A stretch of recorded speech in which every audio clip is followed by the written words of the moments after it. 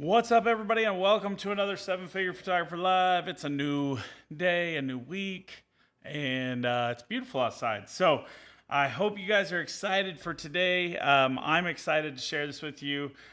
Today we're going to talk a little bit about marketing and follow-up, particularly the concept of the rule of seven, the key to effective follow-ups and conversion in your business. So we're going to talk about mastering the art of persistent marketing. I know some of you, if you guys are anything like me, you stress out about how many times you contact a client or how many times you follow up with them.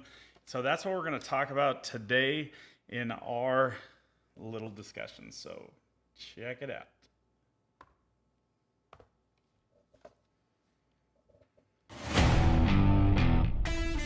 What's up, guys? For those of you who don't know me, my name is Sam Marvin, and I have been in the photography industry for 25 plus years.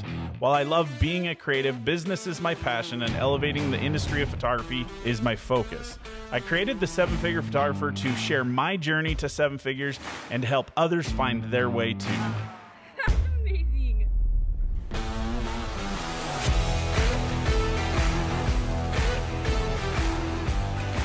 All right, so the most important thing today is hopefully, well, I already know. I checked my volume here and I unmuted myself last week.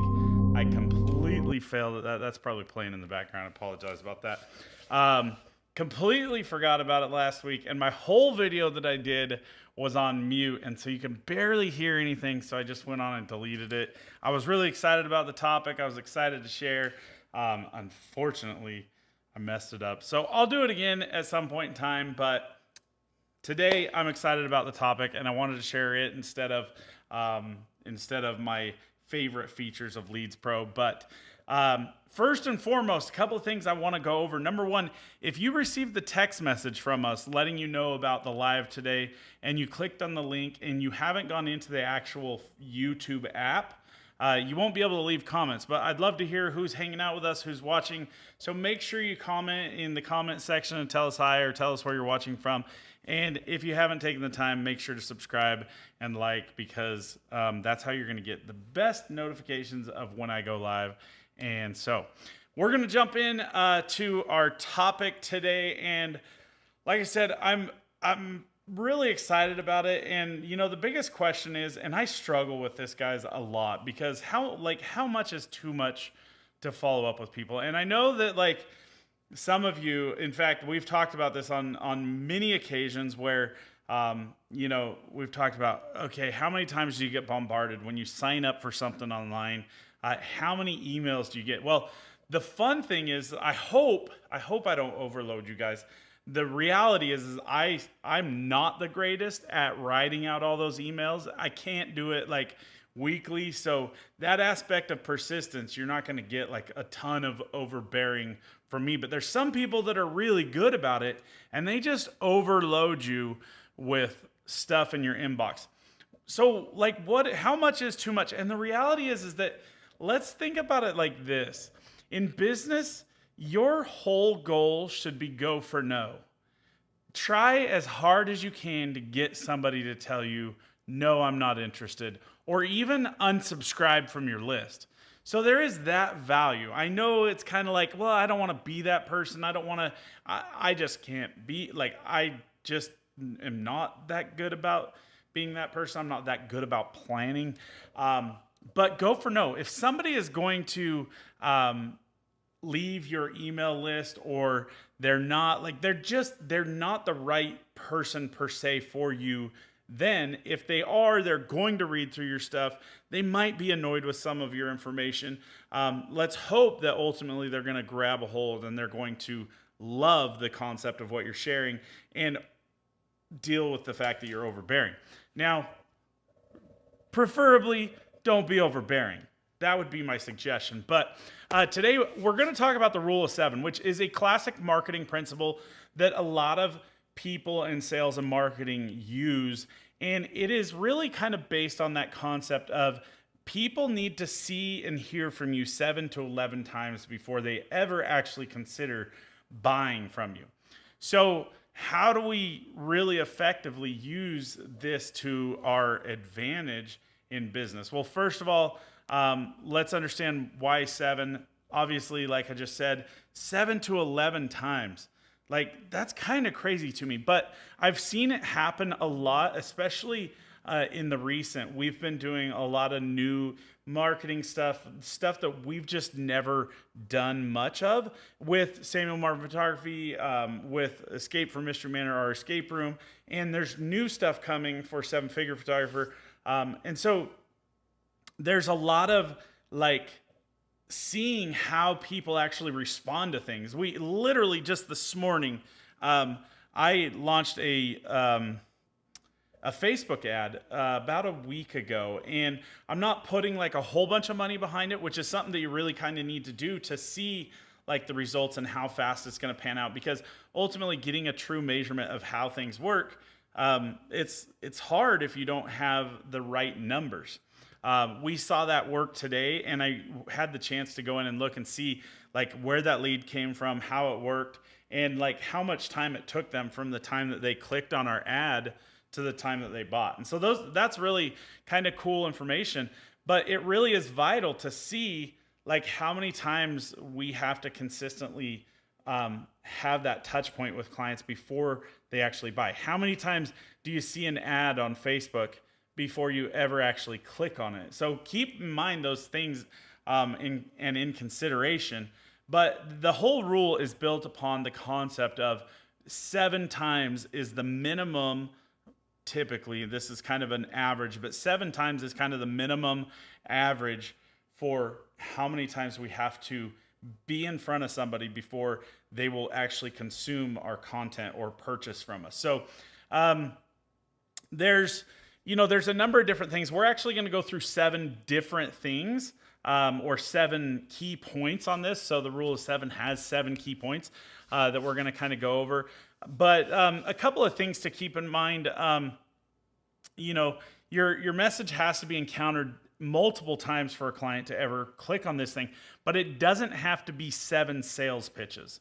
It doesn't need to be 7 times of selling to those people.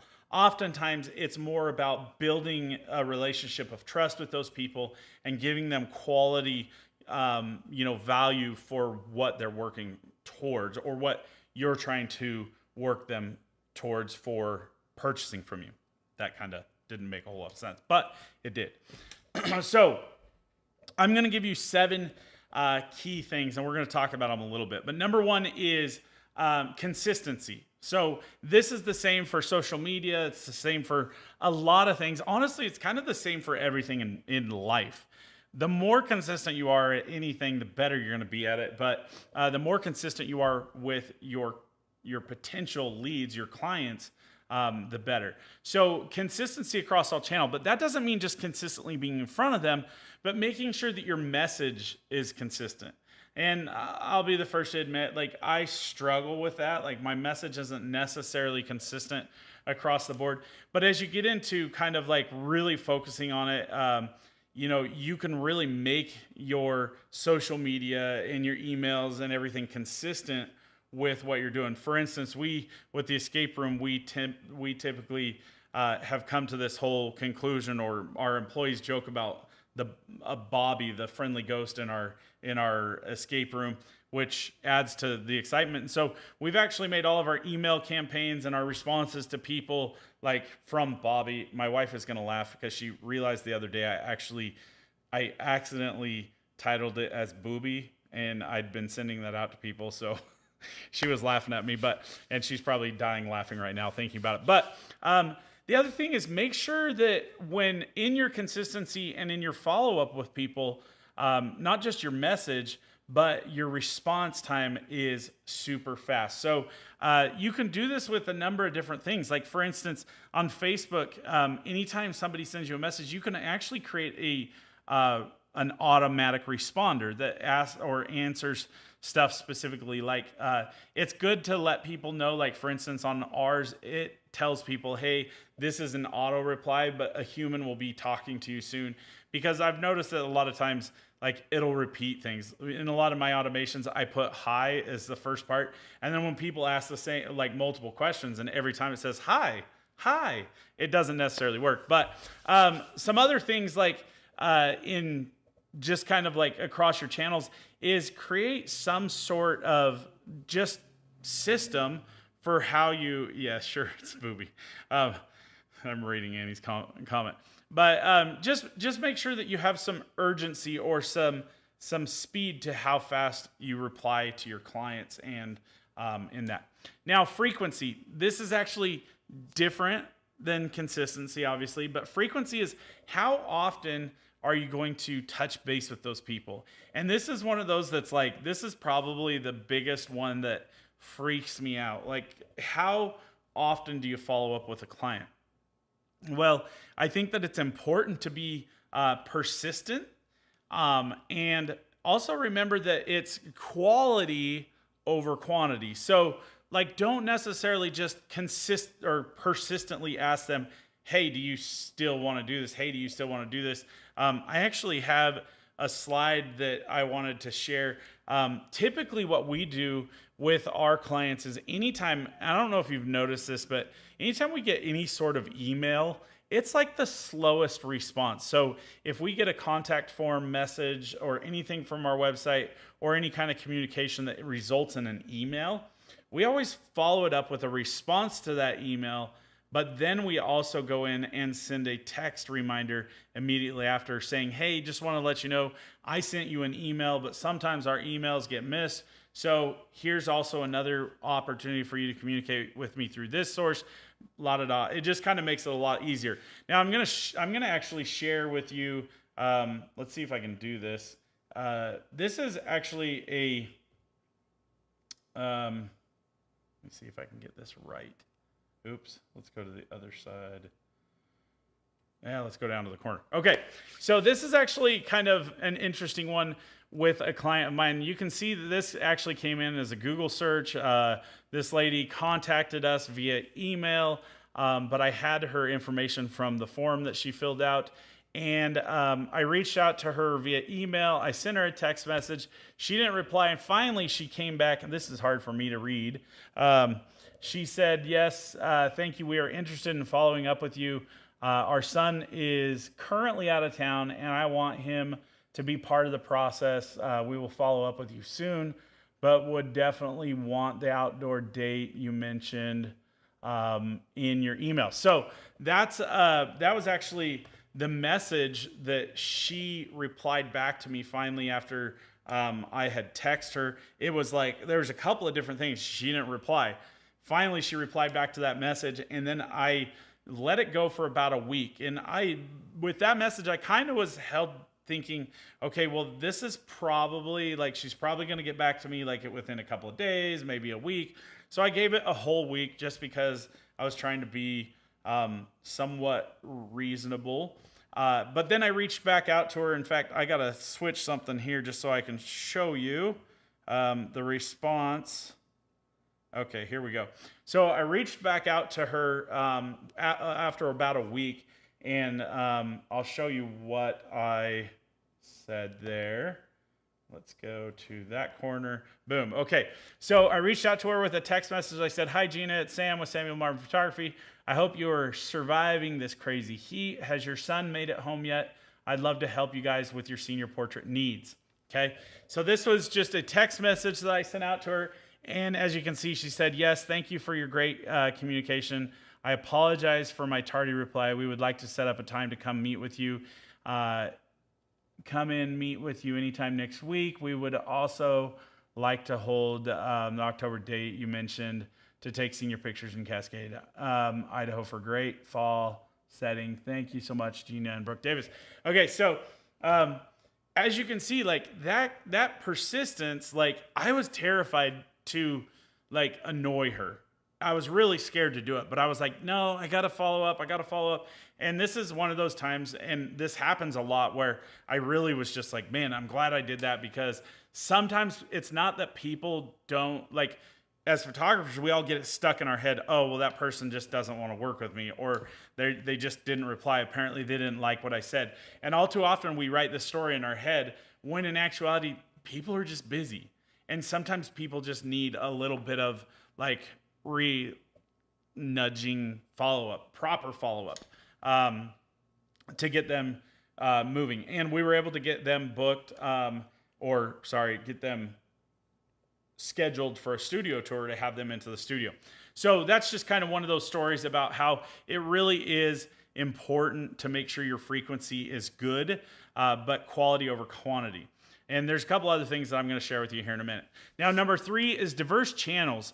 So mixing up your methods like emails, social media, blogging, posts, you can do webinars, but variety is a key. So a good example of this, like honestly, this is one of the things I love about Leads Pro, because typically it gives us the option to communicate from our one conversation dashboard to multiple things. So like we can actually choose if we're going to send the message in Instagram, or we can choose whether we're going to send the message via email, or we can choose whether we're going to send the message via text message. Now, when I typically have a client that lands into my drip funnel to communicate with them. So for instance, a Facebook ad is going to drive them into an email campaign, a drip campaign. Now, the first thing that I do is I actually have an automated text that sends out to them. For instance, that one was the one that said booby. We have an automated text that goes out and says, hey, here's, just so you remember, here's the information you requested. And it says, I'm Bobby the booby, the friendly ghost. And then it says, we also sent you an email, but it also tells people we're not going to overload you.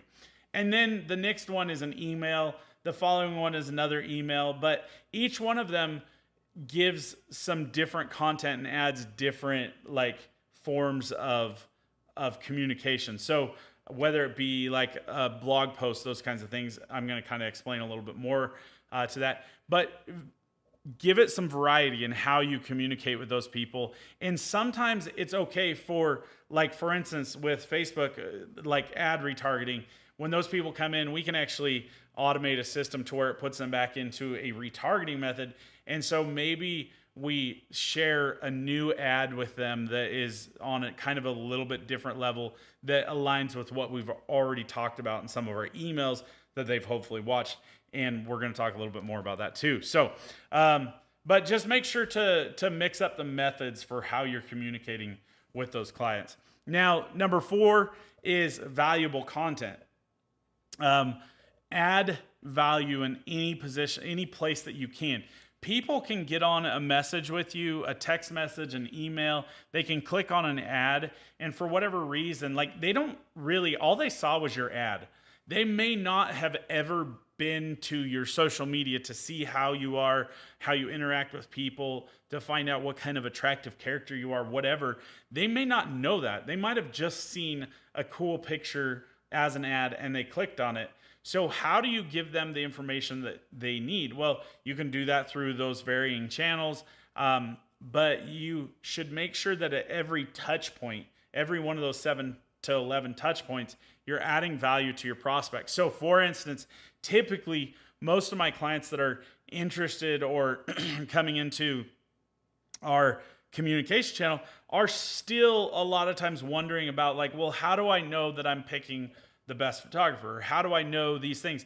And so having valuable like blog posts, for instance, I got a message the other day from a girl on Instagram. I was communicating back and forth with her, and I was kind of just trying to peel back the layers of the onion, like to see this is a common thing that I get from seniors a lot. And I don't typically anymore, I don't like to really communicate with the senior. I'd rather communicate with the parent, because the seniors have this random wall that they put up because they want to, they learn from their parents that they need to keep things less expensive and that kind of stuff. Yeah, the parents are really the deciding factor, but when the kid is making that decision for the parent, some of us kind of get screwed out of that situation. And so what I did was I actually was communicating with her. I was trying to get all of her details because I had her on Instagram, but I only had her first name. I didn't have her last name because that's common on Instagram.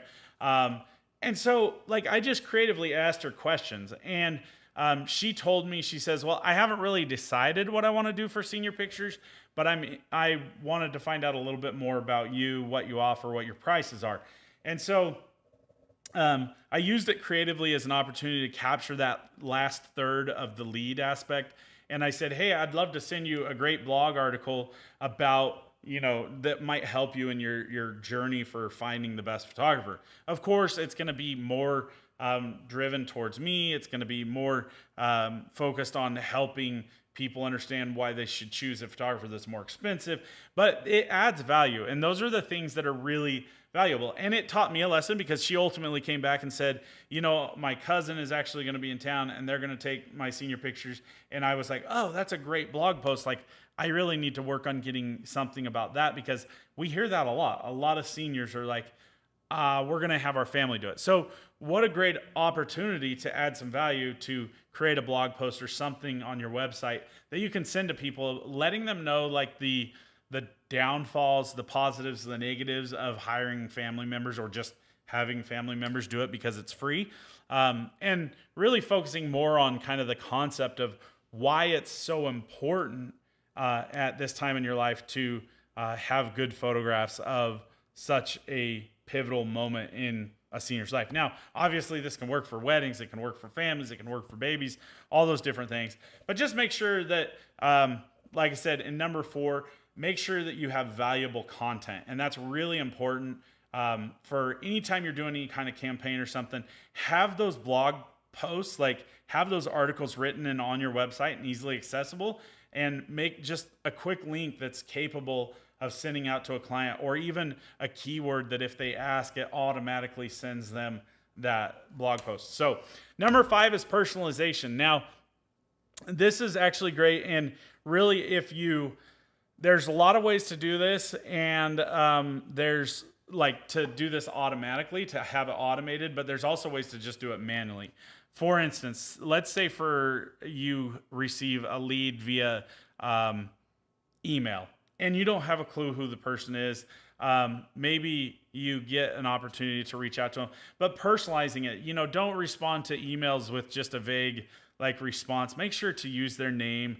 Make sure to understand, if they use their child's name or their child's gender, use those things in your response.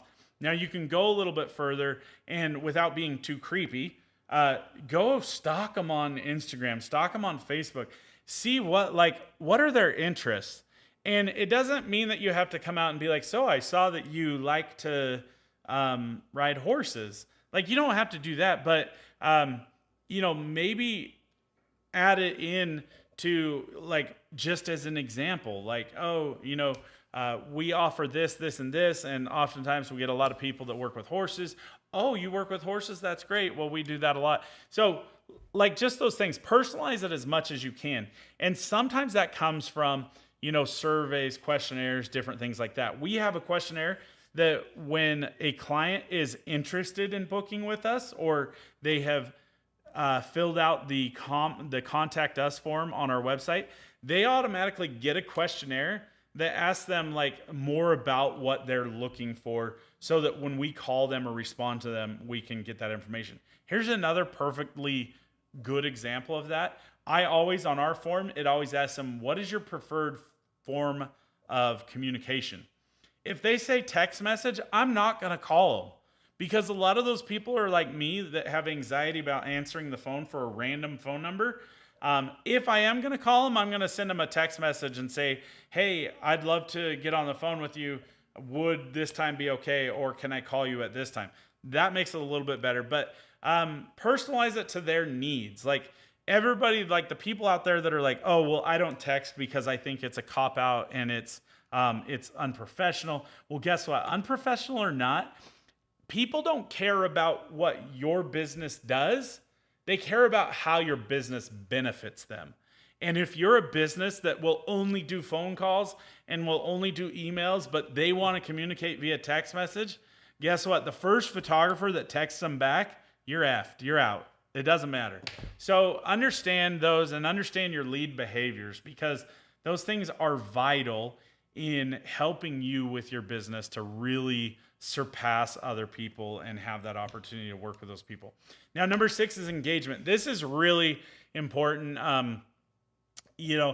When we do drip campaigns or stuff for instance, our What to Wear guide. Our What to Wear guide it doesn't even matter what it says in there. The whole point of the What to Wear guide is just to generate leads and to get them into an email drip sequence or communication opportunity to where we can share information. Now, what we typically do in those emails that go out, we share information and we say, what was your favorite part?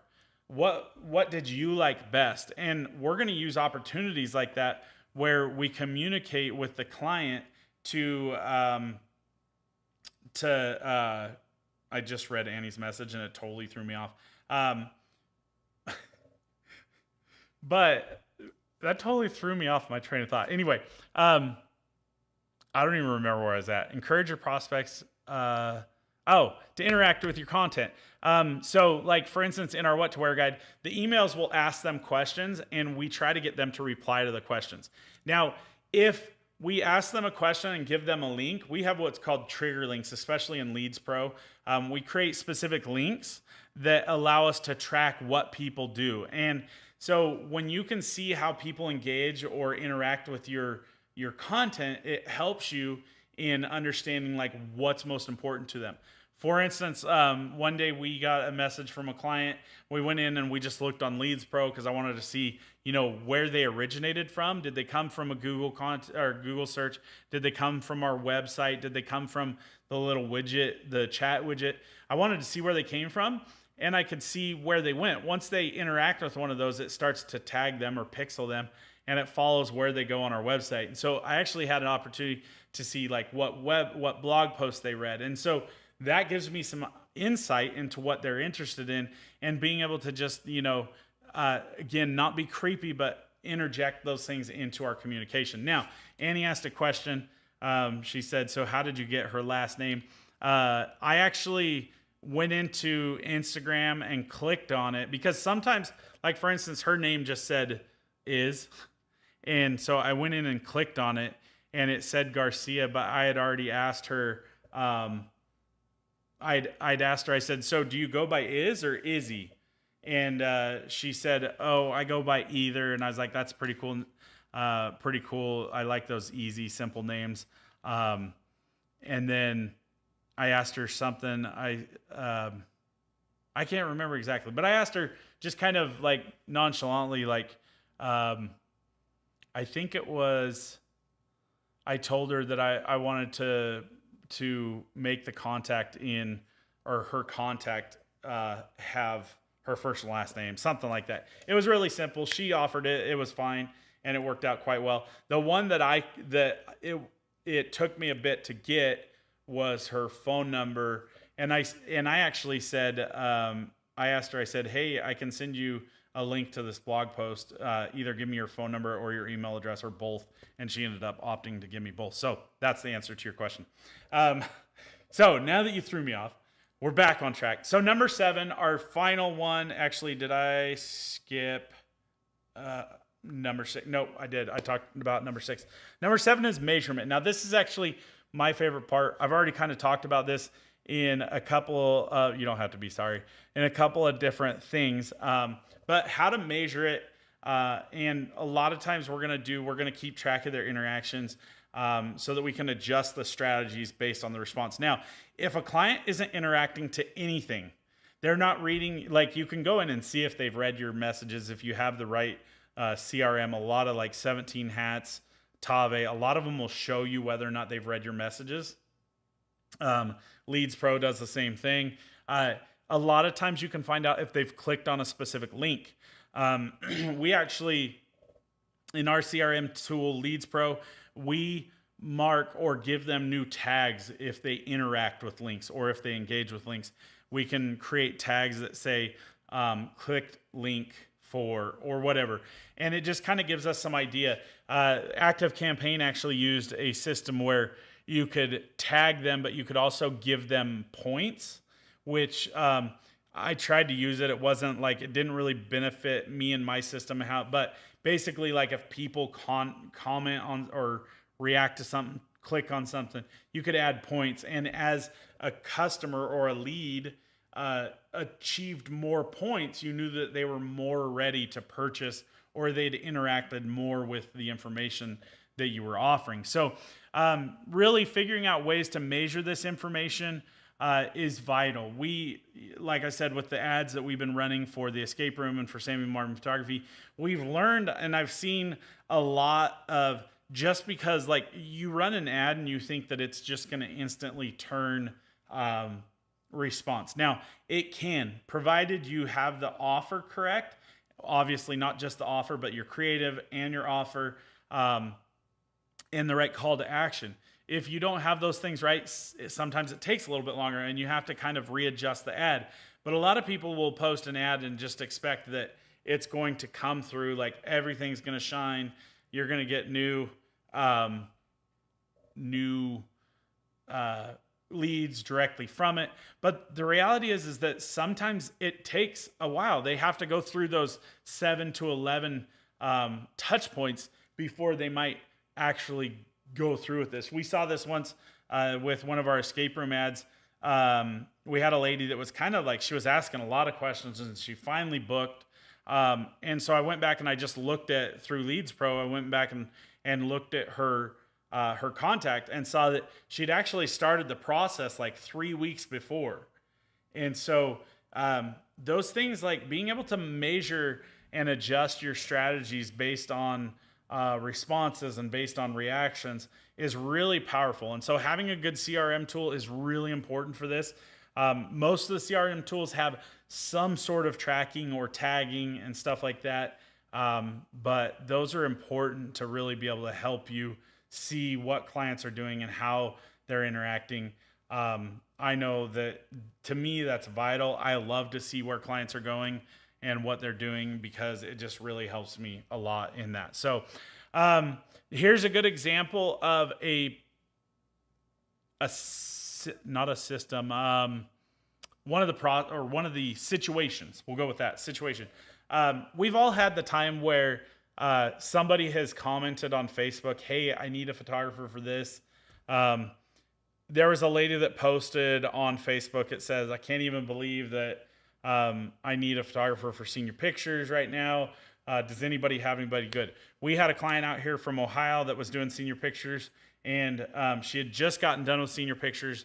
The next day, this person commented, and it just so happened that they were linked, and 2 or 3 or 4 other people commented with my name on the post. I couldn't do anything. I couldn't comment. I think all I could do was like the post or something like that. I couldn't do anything. So I actually, I went on after a couple of days of seeing, or like a day of seeing it. I was like, okay, how can I follow up on this? And so I clicked on her name and I just sent her a quick follow-up and just said, "Hey, were you able to find a photographer, or is there something I can do to help you find the right photographer for you and for your son for senior pictures?" And she said, "I was actually thinking about calling you today, so this makes it easier." And we just hurried the process along. We got her into the studio, got her booked, and she actually has a daughter coming the following year. They're already like excited. This was actually kind of surprising. We charge a session fee and a deposit for our pictures now. And so minimum is typically $1,300 to $1,500. She ended up going with our $1,600 option, which is our top package and the deposit. And on the Square invoice, the payment that she paid, she actually went on and left us a review on that. Like, she hasn't even experienced our services. She literally just got a sit-down opportunity with us in a studio tour, and I answered all of her questions, and I sold her, got her booked, and she was so elated already that the experience was great. And so those are great opportunities to kind of move your clients through. So kind of just in a quick recap, the 7 items or 7 principles, 7 rules for the rule of 7. Number 1 is consistency. Number 2 is frequency. Number 3 is diverse channels. So finding them in different, or communicating with them in different channels. Not even just communicating with them in different channels, but creating a message that goes out in all the different channels, whether it be email marketing, TikTok, Instagram, Snapchat, X, whatever. Number 4 is valuable content. Number 5 is personalization. So anytime you can personalize the information going out to your clients, and understand those lead behaviors. And number 6 is engagement. And number 7 is measurement. Measurement is always important. We've talked about this, smart marketing. I'm not even going to try to do that one because I always mess it up. But all those things are vitally important. And make sure that you're communicating with your potential leads. Don't be afraid to overdo it. Go for no. Literally go for no. Don't try to drive them crazy, but come up with a system that allows you to properly track that information. If you have a lead workflow or lead sales pipeline or lead pipeline, put in there the number of times that you want to interact with them or the different things that you're going to do to interact with them. Maybe it is sending them a blog post. Maybe it's just sending them a quick email. Maybe it's sending them a text message. Those are all valuable things, and it's okay to ask those questions until they say no. And if they're not responding well, there is a point where you just like, if a client isn't responding. We had actually a client 2 years ago, I think. They reached out to us and they just were terrible about replying. And I think it was 9 months later, they reached out to us and booked with us.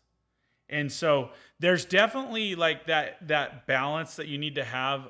Don't try to drive them nuts, but go through the processes that you need to. With that specific lead, we actually moved them into our stale or what we call didn't win, whatever it's called. I can't think of the proper word, or lost lead.